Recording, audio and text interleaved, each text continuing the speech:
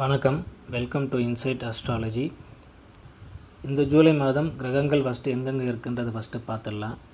குரு பகவான் ரிஷபராசியில் இருக்க போகிறாரு, கேது பகவான் கன்னி ராசியில் இருக்க போகிறாரு, சனி பகவான் கும்பராசியில் இருக்க போகிறாரு. ஜூன் 29 அவர் வக்ரம் ஆகிறாரு. ராகு பகவான் மீன ராசியில் இருக்கிறாரு. செவ்வாய் பகவான் மீன ராசியிலிருந்து மேஷ ராசிக்கு ஜூன் 1 ஆட்சி பலம் பெறாரு. சூரியன் சுக்கிரன் 2 பேரும் மிதன ராசியில் இருக்கிறாங்க. புதன் பகவான் கடக ராசியில் இருக்க போகிறாரு. இந்த கிரக நிலையை பேஸ் பண்ணி ஒரு ராசிக்கும் எப்படி இருக்குன்றதை கொஞ்சம் டீட்டெயில்டாக பார்க்கலாம். மிதன ராசிக்கு இந்த ஜூலை மாதம் மாணவர்களை பொறுத்த வரைக்கும் சூரியன் சுக்கிரன் ஒன்றா இருக்கிறதுனால கல்வியில் சிறப்பான செயல்பாடுகள் இருக்கும்.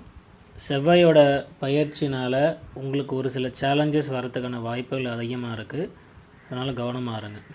ஃபேமிலி லைஃப்பை பொறுத்த வரைக்கும் ராகு கேதுவோட பார்வைகள் சரியில்லை. இதன் காரணமாக வீட்டில் ஒரு குழப்பமான சூழ்நிலை இருக்கும்.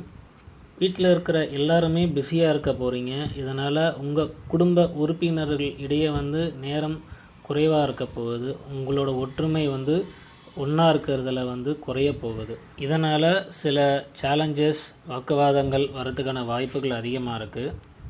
சூரியன் சுக்கிரன் மாத தொடக்கத்திலிருந்து ஒன்றா இருக்க போகிறாங்க. இது மூலியமாக உங்கள் திருமண வாழ்க்கையில் அன்பு அதிகரிக்க போகுது. மறுபுறம் பரஸ்பர ஈகோ மோதல்களும் அதிகரிக்கும். அதனால் உங்களோட உறவில் இந்த சுச்சுவேஷனை நீங்கள் பார்த்து ஹேண்டில் பண்ணணும்.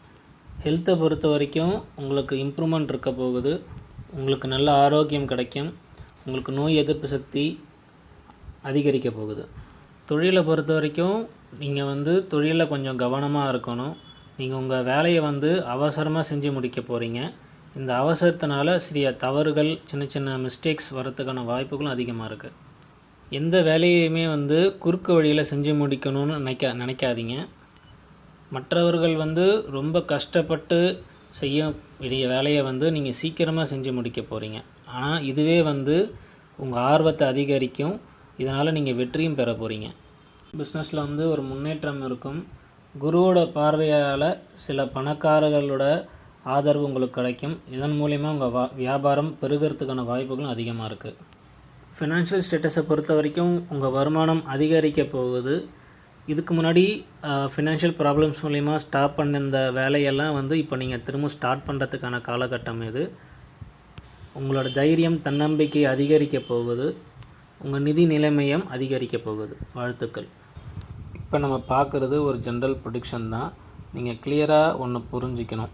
உங்கள் பர்த் சார்ட்டில் உங்கள் டேட் ஆஃப் பர்த், டைம், பிளேஸை வச்சு உங்கள் சார்ட்டில் கிரகங்கள் எந்த நிலையில் இருக்கும் போது நீங்கள் பிறந்தீங்க, உங்கள் பர்த் சார்ட்டில் இருக்கிற பிளானிட்டரி பொசிஷனை வச்சு இப்போ நடக்கிற பொசிஷனையும் கம்பேர் பண்ணி பார்க்கணும், மர்ஜ் பண்ணி பார்க்கணும். அப்போ தான் உங்களுக்கு ஒரு கிளியர் அண்டர்ஸ்டாண்டிங் வரும். உங்கள் பர்த் சார்ட்டில் யோகா தசை நடக்குதா, பாவ தசை நடக்குதா, இல்லை நியூட்ரலாக இருக்கா, என்ன புத்தி நடக்குது அப்படிங்கிறத வச்சு நம்ம கால்குலேட் பண்ணணும்.